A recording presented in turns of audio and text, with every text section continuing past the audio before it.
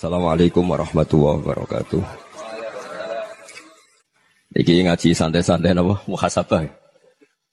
Muhasabah itu kalau Kiai Jawa maknani itu ngoreksi diri sendiri. Jadi menghitung diri sendiri.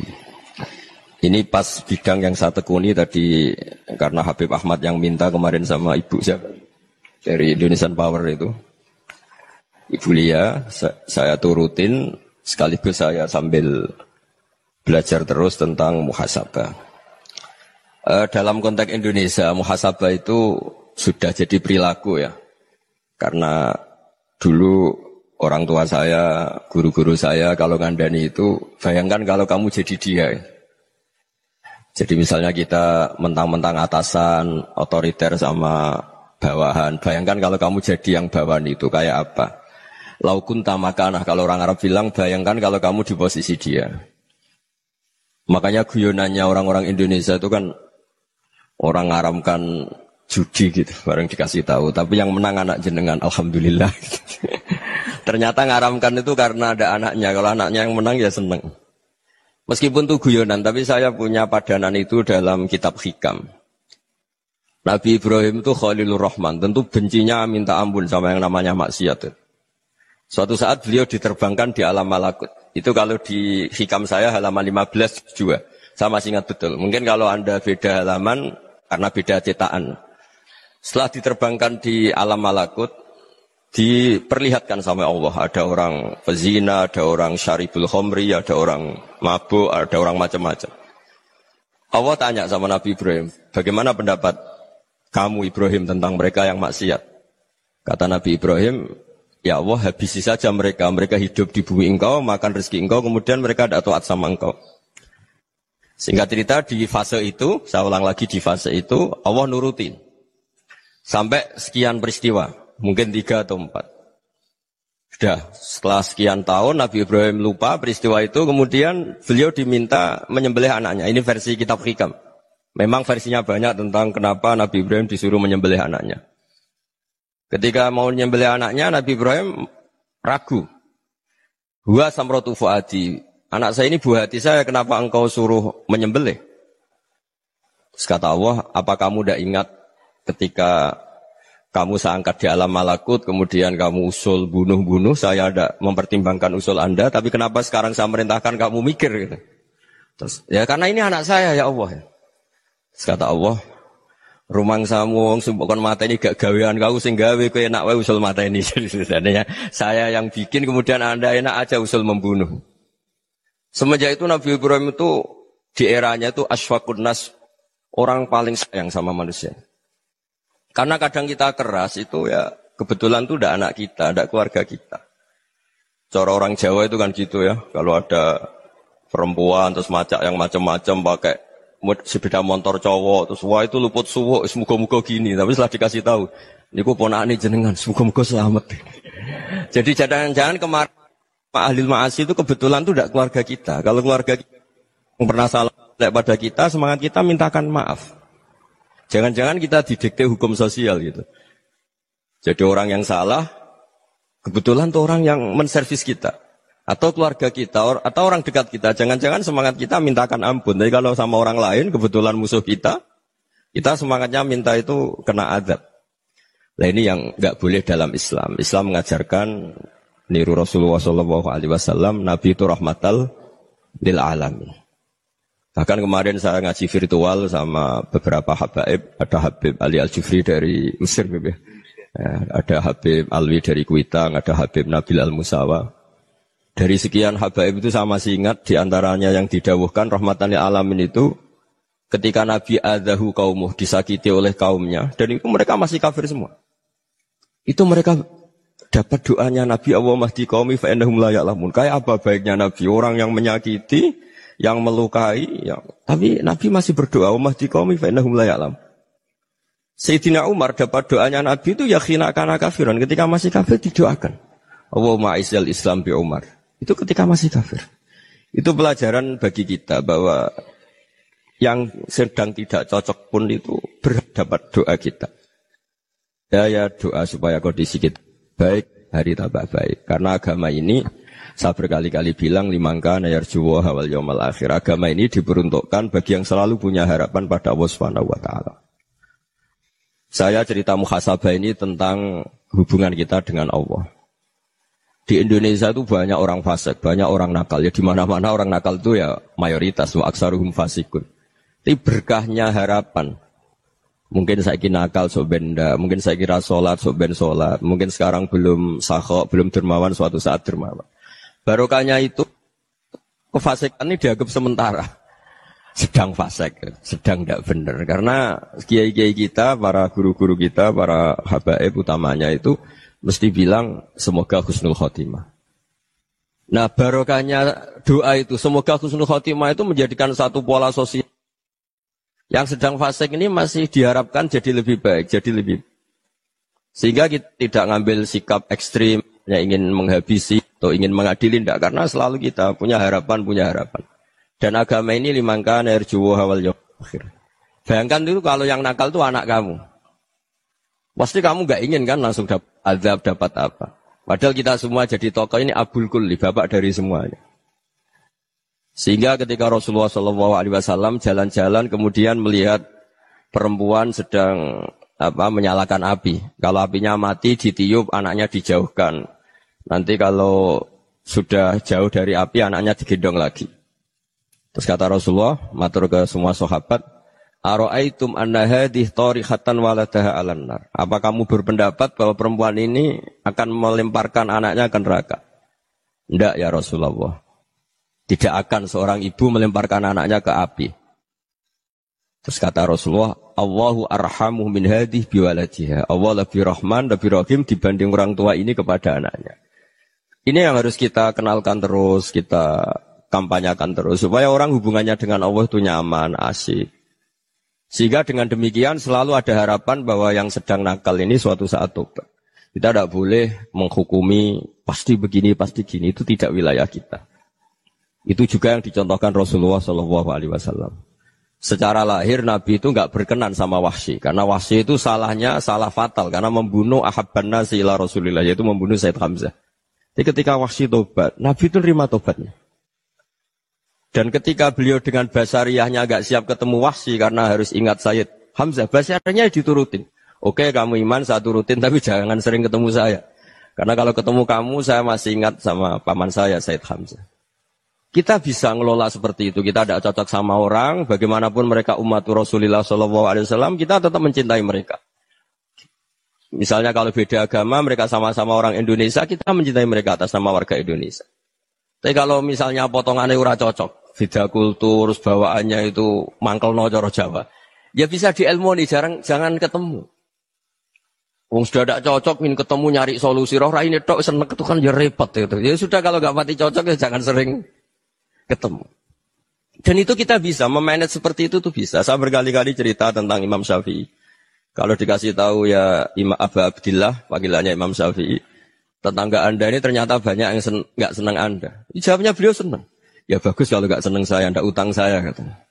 Jadi gara-gara sampean seneng aku ngatur aku ini kan. Nah, mungkin sampean ra seneng kan ya enak.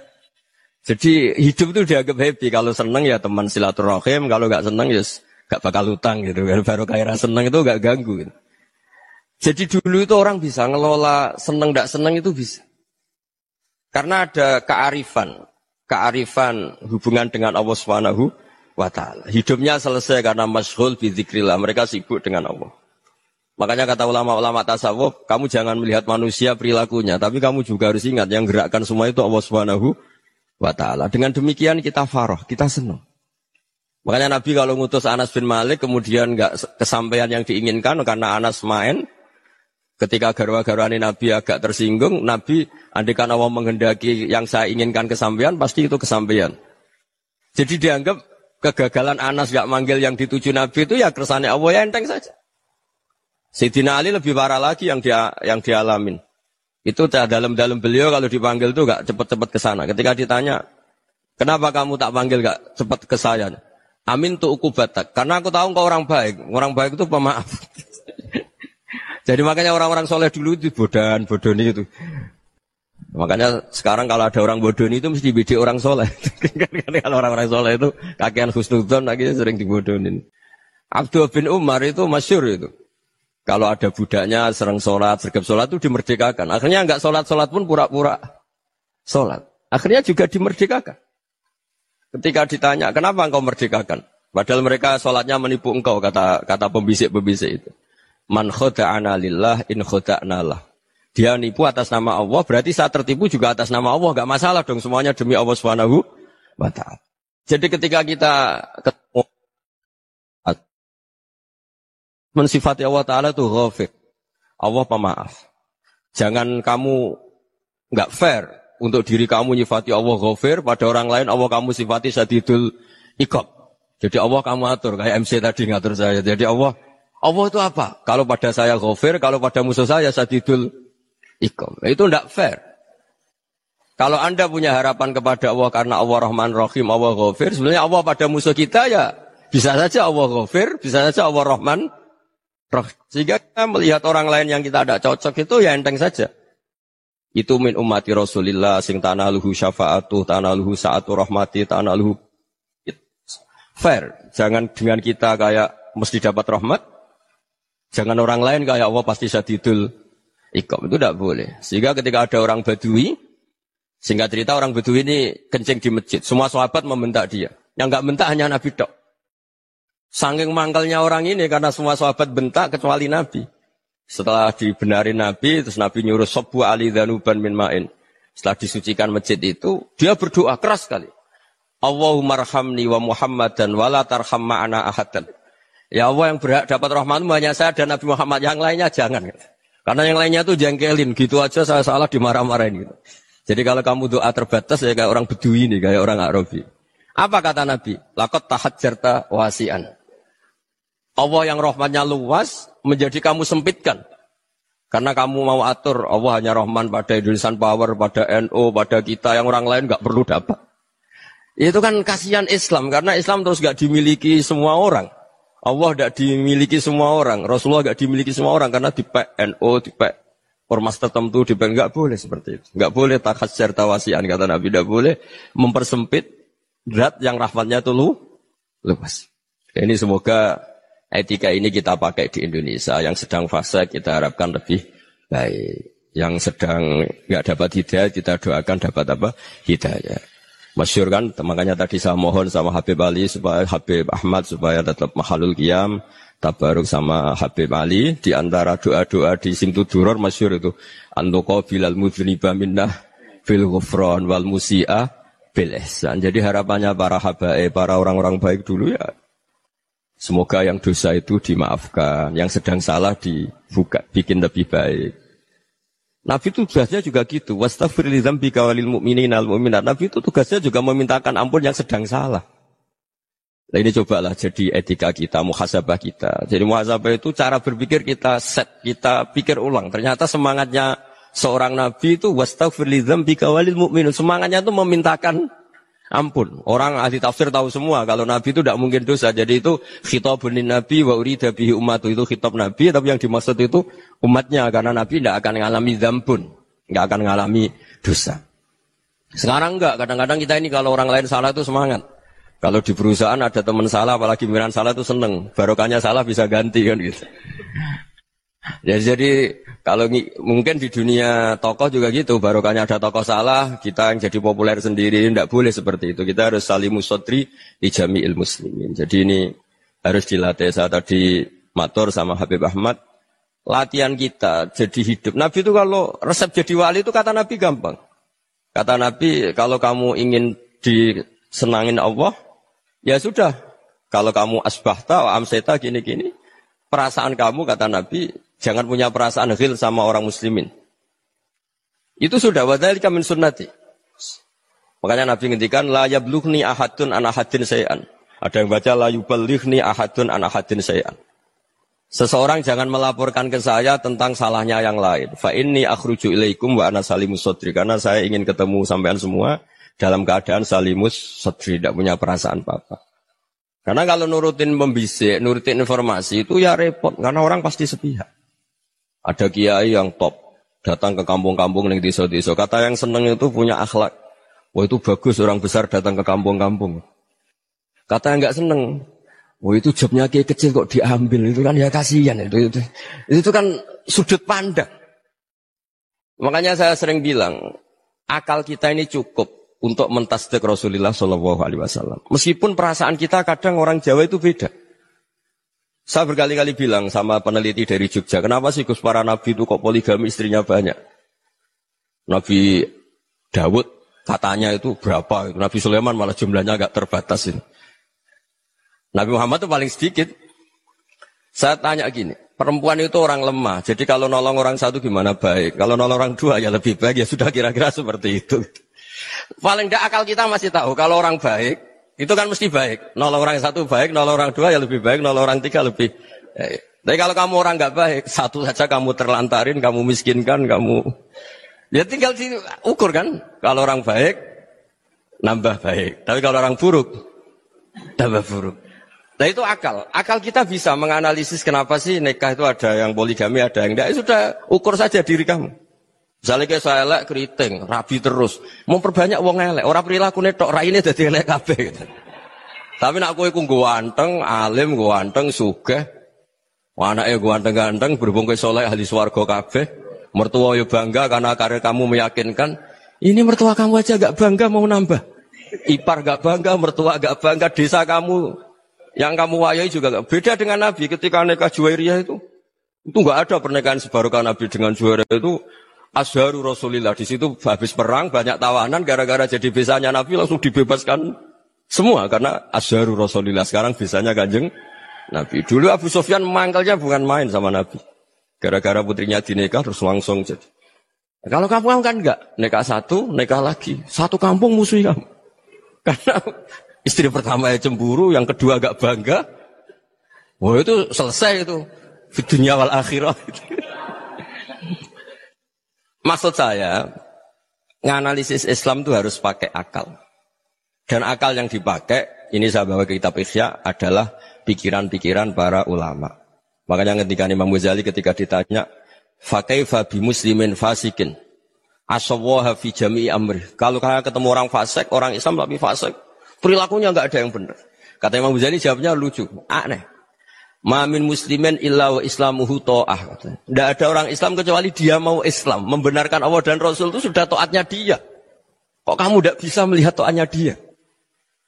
Dia pikirannya kan ini pemabuk, ini tukang apa. Tapi kata Imam Ghazali, sebenarnya kamu masih bisa berpikir positif. Ma min muslimin illa wa islamuhu ta'ah.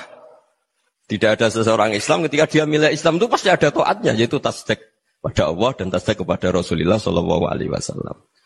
Jadi dengan pola seperti itu, maka di antara guru-guru kita yang modern ya di era Mbah Maimun, di sini ada Habib Ahmad. Habib Salim syair yang sering dibaca beliau adalah ada orang munajat sama Allah, ini cerita munajat. Itu orang itu ngendikan gini. Ana mutnibun, ana mukhtiun, ana asi. Huwa rahimun, huwa ghafirun, huwa afi. Ya Allah, saya mukhti, saya orang yang salah. Ana mutnib, saya orang yang dosa. Ana asin, saya sering maksiat. Tapi engkau ya Allah, engkau ghafir, pemaaf. Engkau rahim, maha pengasih. Engkau afin, yang mudah memaafkan. Terus kata orang ini, ya agak kurang ajar, tapi saking senengnya sama Allah. Qobal tuhunna salasatan bisalasat. Ya gini saja ya Allah. Sifat engkau diadu dengan sifat saya. Engkau Tuhan, Gusti, enggak boleh kalah katanya. Terus wasatahliban ausofu ausofi. Dan engkau pasti pemenangnya gitu. Jadi ada orang rayu Allah dengan cara seperti itu ya ada ya. Saya ini manusia, salah saya banyak. Engkau ampunannya banyak. Engkau Tuhan, Gusti, enggak boleh ampunan Anda, ampunan engkau kalah dengan salah saya. Enggak boleh Tuhan kok kalah. Nah, jadi untuk supaya orang punya harapan gitu. Banyak juga wali-wali yang jadab ketika datang ke makam Rasulullah SAW. Itu kalau dongo ya agak kacau sebetulnya, cara syariat agak kacau. Ya Allah, engkau punya dua pilihan. Jika engkau menjadikan saya soleh, surah habibu, yang senang kekasihmu, yaitu Rasulullah SAW. Tapi jika engkau menjadikan saya fasik, surah adubu, yang senang itu setan. Monggo jenengan mau menyenangkan kekasih jenengan, mau menyenangkan musuh jenengan, monggo. Jenengan bebas kok memilih. Nah, mestinya Allah ya senang menyenangkan kekasihnya. Jadi ya, intinya Allah dipaksa untuk menjadikan dia orang soleh gitu. Jadi kayak kemarin itu Pak Bu siapa yang kesini itu? kuliah ke sini itu sama Habib Ahmad. Saya pertama enggak mau, lama-lama Habib Ahmad. Ini gimana Gus? Orang taunya saya dekat jenengan, kalau enggak kasil saya waduh. Ini kayak doanya wali yang tadi. Enggak punya pilihan. Enggak ada pilihan ini. Jadi saya mohon muhasabah itu dimulai cara berpikir. Makanya di sini sebetulnya teks ini supaya dapat barokahnya Ihya. Ini kitab yang disenangi para habaib, para ulama. Sebetulnya teks di muhasabah itu redaksinya gini ya, yang lengkap. Hasibu anfusakum qabla an tuhasabu, wazinuha qabla an tuzanu, wa tahayya'u lil ardil akbar. Jadi ada kata wazinu, jadi ukur. Perilaku Anda ini diukur, ditakar. Misalnya kita sebagai suami kan ya punya hal-hal yang kita tidak ideal. Corong Jawa mesti pesek. Cara rezeki ya pas-pasan itu. Dan kita juga kalau, makanya agak boleh tanya istri begini, apa saat cinta pertama Anda? Pasti Anda kecewa. Orang jadi istri hanya korban terakhir gitu. Sudah. Karena orang kalau ngelamar kemana-mana gak jadi istri itu pasti korban terakhir gitu. Jarang istri pilihan pertama, jarang. Ayo semua yang nikah. Rata-rata itu pilihan Anda pertama Pak, dari sekian ditolak di mana-mana terus. Ya perempuan terakhir. Kamu juga korban terakhir. Gitu. Itu wali-wali dulu kalau ngandani kita itu sederhana. Antal ini masyhur diceritakan Habib Zain bin Semit dalam kitab Al-Manhajus Sawi. Antalam tajid min nafsika kullama turid. Fa kaifa turidu min ghairika kullama turid. Kamu yang ingin ideal saja, kamu tidak menemukan pada diri kamu untuk menjadi ideal. Kamu kan ingin ganteng, ingin punya uang banyak, ingin perilaku Anda sempurna. Anda saja yang punya keinginan tidak bisa mewujudkan keinginan Anda sendiri. Fakaifa turidu min ghairika ma turid. Jadi antalam tajid min nafsika kullama turid. Fakaifa turidu min ghairika kullama turid. Kamu yang punya keinginan saja. Misalnya saya ingin punya uang banyak, perilaku saya selalu benar, enggak pernah salah. Loh, saya yang ingin saja dengan diri saya enggak bisa untuk benar terus. Kok kamu berharap orang lain selalu benar? Jadi antalam tajid ya sama. Kalau kamu menuntut istri kamu itu ramah, neriman, apa kamu neriman sama wajah istri Anda gitu? Engko yo pola ning dindi jajaki sana jajaki sini kamu sendiri ndak kona apa. Jadi itu nasihat yang luar biasa. Antalam tajid min nafsika kullama turid, fa kaifa turidu min ghairika kullama turid. Kamu mau menghormati semua orang, ndak mau kan? Kemudian Anda berharap semua orang menghormati kamu. Kamu tidak ingin kan orang lain semua menghujat kamu. Sementara kamu enak aja menghujat orang lain. Makanya Rasulullah SAW luar biasa ketika bikin kaidah sosial. Apa la yu'minu ahadukum hatta yuhibba li akhihi ma yuhibbu li nafsi. Jadi kalau ukuran iman itu sederhana. Kalau sesuatu itu baik, nyaman bagi Anda, ya bayangkan itu pada teman Anda. Misalnya Anda bangun tidur sudah acak-acakan, nggak punya uang, utang jatuh tempo, kan nggak ingin ketemu orang. Ya kamu jangan bertamu ke jenis ini, karena dengan kamu yang alami juga gak siap ketemu orang. Makanya ada Habib Alim itu dilapuri sama seseorang. Habib, dulu teman saya itu ketika saya kaya itu sering main ke saya. Setelah saya miskin, mereka tidak main ke saya. Kata Habib itu, bagus, sunnah Allah begitu tuh bagus. Coba kalau kamu dulu kaya, teman kamu main kan kamu gaya. Di rumah ada makanan, bisa hormat tamu. Setelah kamu miskin jadi buruh manol di pasar atau buruh bikin boto, teman kamu datang, malu enggak kamu? Mendingan gak datang gitu. Akhirnya baru, oh ya alhamdulillah kalau gitu. Loh iya kan dulu teman kita datang, kita ada Alphard, istri cantik, rumah bagus. Lah kita miskin, buruhnya orang pas dibentak-bentak, teman kamu udah datang. Milih datang apa enggak kalau setelah kamu jatuh? Enggak kan? Jadi barokahnya ilmu itu terus. Ya, tapi kadang-kadang orang tuh, wah setelah saya miskin teman-teman enggak kasih ke sini. Ya kalau kamu sudah jatuh, teman-teman kamu ke situ jadi tontonan. Ya mulai sekarang cara berpikir itu dirubah. Dulu yang namanya kiai itu kalau diundang orang itu ya agak-agak senang. Semenjak saya itu agak rubah. Ngundang kiai, ngatur kiai itu tak haram-haramkan ya ada lumayan lah sekarang itu sudah mulai agak beretika. Dulu itu ngundang tuh tanggalnya ditentukan, jamnya ditentukan. Enggak mikir apa kiai saat itu nganggur, enggak. Punya wadifah, enggak. Dia milih tanggal yang dia nganggur, enggak mikir pas itu kiainya nganggur apa. Enggak. Ya saya hanya cerita aja, kamu tersinggung ya monggo, boten ya monggo itu kan. Jadi saya mohonlah supaya tadi saya juga matur ke Habib Ahmad. Jadi untuk orang merasa ikut sunnah Rasul itu gampang sekali kata Sayyid Muhammad. Dulu Nabi berpakaian ala daerahnya. Kalau mikot ya pakai mikotu baladi. Karena Nabi orang Madinah dan beliau berdomisili di Madinah ya misalnya mikotnya dari Bir Ali misalnya. Tapi kalau Anda orang kawasan Tanim mau umroh ya dari Tanim. Misalnya kawasan Jirona ya dari Jirona. Artinya apa? Kamu ngambil mikot karena Nabi mikot misalnya dari Bir Ali. Bukan berarti kamu harus seperti Nabi di Bir Ali. Kamu orang Mekah misalnya kamu orang Tanim. Orang ya harus dari mikotu apa? Baladi. Sama makanya di fikih-fikih itu kalau tahnik anak. Nabi orang Arab halawiyatnya kurma ya kurma. Kalau orang Jawa sedegan. Semua podo-podo. Ya podo-podo manis. Jadi ini tabaruk sama Sayyid Muhammad, ini ada murid beliau, Habib Ahmad, saya baca. Supaya orang itu merasa ikut Nabi itu gampang sekali. Ini saya baca ya di halaman, tadi disaksikan Habib Ahmad, 433 di kitab, apa begini? Manhajus Salaf fi Fahmin Nusus. Itu kata Sayyid Muhammad, wa kanat sunnatu Rasulillah annahu yat'amu ma yajiduhu fi ardi, wa yalbasu ma yajidu, wa yarkabu ma yajidu, mimma abahu wa ta'ala. Faman istamala ma yajidu fi ardi fa huwa al-muttabi' lis-sunnah. Kama annahu hajjal baita min madinati. Faman hajjal baita min madinati nafsihi fa huwa al-muttabi' lis-sunnah. Wa illam takun hadhil madinatu tilka. Jadi intinya misalnya Nabi dulu itu ngasih sedekah kepada fakir miskin ya pakai dinar, dirham.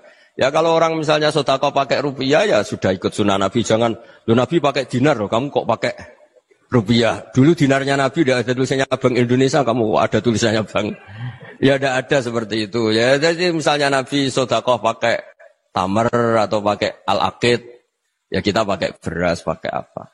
Supaya orang tuh bahwa Rasulullah itu milik kafatal linnas, milik semuanya. Sehingga merasa ikut sunnah Nabi itu ya semuanya. Makanya dulu Mbah Mun kalau motivasi saya supaya bombong, kalau orang Jawa bilang bombong. Wong Jawa mesti ono wong alim. Beliau menyontohkan Mas itu Mbah Fadol, Senori, Mbah Ihsan Jambes. Itu bisa ngarang-ngarang kitab luar biasa. Padahal beliau bukan orang Arab. Imam Sibawa itu orang Persia. Imam Ghazali orang Tus itu juga ikut Persia. Kata Imam Mun, wong sing ora Arab lah mesti untuk jatah alim kata beliau. Karena Nabi itu diutus kafatal linnas. Nanti kalau orang yang alim itu Arab tok, berarti tidak ada perwakilan dari Afrika, dari Asia Tenggara, dari mana-mana. Makanya karena Nabi statusnya itu kafatal linnas. Jadi kita harus bangga sebagai Muslim, sebagai orang Indonesia karena misalnya Wali Kutub dulu terkenalnya hanya ada di Yaman, di mana. Ternyata pernah ada juga di Indonesia dan seperti Habib Abu Bakar Segaf Gresik. Jadi ya artinya kan tetap orang Indonesia meskipun beliau zuriyah Rasul kan ya sudah orang apa? Orang Indonesia. Zuriyahnya Habib Ali Simtuduror sekarang di Solo. Jadi Indonesia juga dapat alawin banyak dari Sadatinal Alawin juga banyak. Jadi saya mohon barokahnya ngaji seperti ini. Melihat orang lain tuh gampang. Bayangkan tuh kalau anak kamu. Makanya Nabi nanti kalau nggak percaya lihat di Hikam nomor 15 di kitab saya itu. Di situ dijelaskan oleh Hikam. Jangan-jangan semangat Anda pada orang yang maksiat, pada orang yang keliru supaya dihukum itu karena kebetulan itu udah anak Anda, itu udah keluarga Anda. Coba kalau itu keluarga Anda. Makanya kalau saya guyonan di Jogja itu ada pembantu mecahkan piring terus dimarahi majikannya. Saya mesti guyon gitu. Pasti itu pembantunya tidak cantik. Kok bisa Gus? Andai kan cantik dan kamu senang mecahno piring satu, piring 1000 ora iso ngamuk kowe. Ternyata ngamuknya itu karena mecahkan piring apa karena plus tidak cantik. Coba jawab para lelaki ini. Kamu marah sama orang maksiat tuh karena maksiat karena plus itu udah anak Anda. Bayangkan kalau itu anak Anda. Itu hebatnya Rasulullah SAW. Karena kita yang salah pun kadung umatnya, Nabi tetap ngasih fasilitas syafaati li ahlil kabair min ummati. Kayak apa baiknya Nabi? Tidak ikut maksiat tapi ikut fasilitasi ngasih syafaat. Loh kalau li ahlil ibadah kan wajar. Nabi ketika ini syafaati li ahlil kabair min ummati. Ya karena tadi logika yang dibangun Rasulullah itu logika yang luar biasa. Kita semangat orang lain kena hukuman itu karena kita tidak punya ra'fah, tidak punya rahmah. Coba kalau Rasulullah yang bil mu'minina ra'ufur rahim, semangatnya itu mendoakan supaya tobat, mendoakan diampuni. Dan itu juga yang diperintahkan oleh Allah Subhanahu wa taala, wastaghfir li dzambika walil mu'minina wal mu'minat. Ya semoga barokahnya ngaji ini, barokahnya Habib Ahmad, barokahnya Maulid Simtud Duror, barokahnya semua kitab Madaih, Tiba Berjanji semuanya, barokahnya Ikhya, barokahnya Said Muhammad, barokahnya guru kita semua, Mbah Maimun, bapak saya. Kita ini ngikuti manhaj, ya, ngikuti apa? Manhaj. Saya sering didhawuhi Mbah Mun, kenapa ihdinas siratal mustaqim bukan siratoka? Bukan jalan engkau ya Allah. Karena Allah itu enggak bisa kamu tiru. Allah itu tidak tidur, tidak makan, tidak kesel, tidak capek. Yang bisa ditiru itu siratal ladzina an'amta alaihim. Yang bisa ditiru manusia ya niru manusia. Karena Allah itu tidak bisa ditiru. Makanya ihdinas siratal mustaqim siratal ladzina. Dan niru siapa? Niru guru-guru kita. Termasuk niru cara pandang. Jadi misalnya ada orang awam di rumah itu hanya delok reng, delok tikus liwat, itu kan kayak nganggur. Ora tahajud malah mendelok reng. Melihatnya jangan gitu. Huwa tarokal ma'asiyah. Dia di rumahnya tidak dugem, tidak kemana-mana. Dia berarti malam itu tarkul ma'asi. Tidak nyopet, tidak garong, tidak ke tempat maksiat. Susahnya apa sih husnudzon? Jadi jangan lihat huwa tarkut tahajud, huwa tarokat tahajud, wa taroka qiyamal lail. Oke ya, namanya orang begitu ya tidak tahajud, tidak qiyamul lail. Tapi susahnya apa sih kamu bilang huwa tarokal ma'asiyah. Dia juga meninggalkan maksiyah. Dan tarkul maksiyah itu ibadah. Supaya orang tuh gampang lah husnudzan sama orang muslim. Ini orang mukmin, orang yang luar biasa. Di mata Allah itu orang yang luar biasa. Kayak tadi Imam Ghazali, kalau saya ketemu orang muslim kemudian dia tidak pernah baik, gimana? Kata Imam Ghazali, ma min muslimin illa wa islamuhu ta'ah. Tidak ada orang Islam ketika dia mentasbihkan Allah dan Rasulullah, berarti dia juga punya taat. Ya ini latihan saja, sing iso nglakoni Habib Ahmad kula namung cerita mawon. Kula cerita secara akademik, saya punya kitab, saya baca dan alhamdulillah kita paham barokahnya para guru dan supaya terbiasalah. Sebaik-baiknya ibadah husnudzon billah wa husnudzon bil mu'minin. Soal tidak cocok ya diilmoni tadi ya, namanya enggak cocok ya jangan sering ketemu. Seperti Rasulullah SAW, beliau karena sangat mencintai Said Hamzah, ketemu orang yang pernah begitu sama Said Hamzah, ya beliau secara basyariah tidak siap. Tapi beliau secara cara bahasa sekarang, secara profesional, kalau beliau seorang nabi dan harus menerima tobatnya siapapun, ya diterima. Saya meskipun dengan A, B gak cocok karena dia begini-begini sama saya, tapi saya ingat dia sholat, dia baca sholawat, dia mencintai Rasulullah. Ya kita hormat. Ya soal gak cocok ya di manage tadi ya. Zuruhiban tasdad huban. Kalau gak pati cocok ya jangan sering ketemu bawaannya enak nanti. Ya semuanya itu diilmoni lah. Makanya ngendikane Ma'ruf Al-Qurhi ada yang baca Al-Kharki, mangqala fil yaumi salasa marrat aw marham ummata Muhammad kutiba minal abdal. Karena semangat mencintai siapapun satu hari sering baca marham ummata Muhammad, wa ma aslih ummata Muhammad, wa ma tajawaz an ummati Muhammad. Itu mesti kutiba minal abdal. Dia pasti termasuk wali abdal. Maksudnya semangat mencintai. Ya dilatih lah. Misalnya Indonesia Power atau PLN, andai kan tidak ada PLN itu kayak apa? Orang nggak bisa ngaji, tidak bisa aktivitas. Ya barokahnya ada PLN, barokahnya jasanya. Kita sadar, tidak semua kebaikan kita ini memenuhi keinginan orang banyak. Gitu. Orang banyak ingin listrik, ingin saluran apa, dan itu kadang yang mewujudkan orang lain atau kelompok lain. Ya karena itu manfaat ke orang lain ya kita doakan. Karena khairunas anfa'uhum linnas. Sehingga kita terbiasalah ngakui orang lain. Seperti semangatnya Rasulullah SAW, semuanya itu didoakan, semuanya diinginkan kebaikannya. Bahkan Nabi gak putus asa sampai di akhirat. Ketika Nabi lain sudah putus asa karena sudah akhirat, sampai dimintai syafaat semuanya bilang nafsi, nafsi. Karena merasa semuanya gak punya nyali di depan Allah. Karena ini sudah akhirat, sudah finish. Tapi apa Rasulullah? Analah. Ya sudah, saya sanggup mensyafaati kalian. Kata Nabi, fa'atiyal arsya. Saya mendatangi aras fa'akhirru lahu sajidan, saya sujud wa ahmaduhu bima hamida 'allamani ya rabbi. Kemudian saya tetap muji Allah dengan pujian yang terus menerus. Padahal sudah di akhirat sudah finish. Nabi dimintai syafaat masih sanggup karena Nabi tahu akhirat tidak bisa mendikte Allah, tidak bisa Allah terus bilang, "Ya Allah ini akhirat loh, engkau sudah tidak boleh mensyafaat." Tidak bisa. Allah tidak bisa diganggu akhirat. Allah tidak boleh dibatalkan rahmannya oleh akhirat. Allah tetap Rahman Rahim abadal abad. Dan Nabi tahu itu.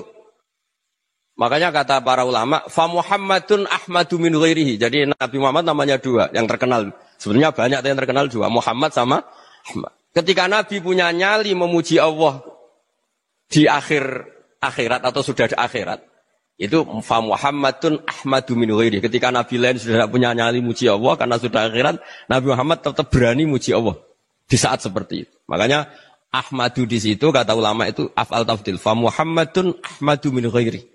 Kanjeng Nabi lebih memuji Allah di saat yang Nabi lain sudah tidak punya nyali untuk muji Allah di saat itu. Makanya kata Nabi fa akhiru lahu sajidan wa ahmaduhu bi mahamida 'allamaniha rabbi. Akhirnya setelah lama gitu terus Allah ngendikan ya Muhammad irfa' ra'sak wasal tu'tah wasfa' tusyaffa. Sudah Muhammad, angkat kepala kamu minta apa saya turutin dan kalau kamu ingin mensyafaati umatmu saya beri hak napa? Syafaat. Nah, semoga semangat itu juga menjadikan kita munajat bahwa rahmat Allah tidak terbatas, harapan juga tidak terbatas. Mungkin yang sedang nakal ya kita katakan sedang. Jangan terus kamu pastikan wah ini mesti suul khotimah, mesti tidak orang baik. Tidak, agama ini liman kana yarjuha wal yaumal akhir, selalu bagi yang punya harapan. Ya, mugi-mugi dapat barokah semua. Mantu dengan kata wassalamualaikum warahmatullahi wabarakatuh.